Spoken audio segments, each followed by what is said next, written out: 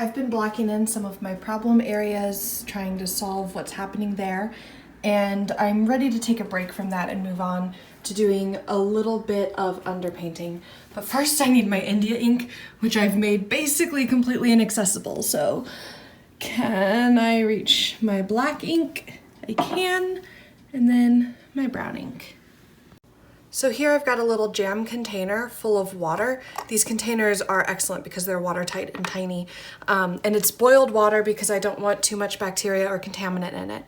And I'm going to take some India ink, which is waterproof ink, that I'll be using as part of the underpainting, and just add probably 2 or 3 drops of black. And then I will add about as many drops of brown pigmented India ink into it. And then, because the painting is primarily oranges, reds, yellows, and like burnt umber and some browns like that, I will be adding in a bit of teal.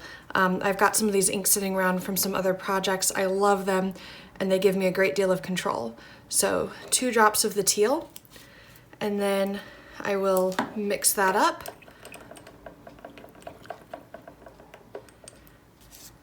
And let's see what sort of coloring we're getting here. All right, I definitely want a little bit more black in there.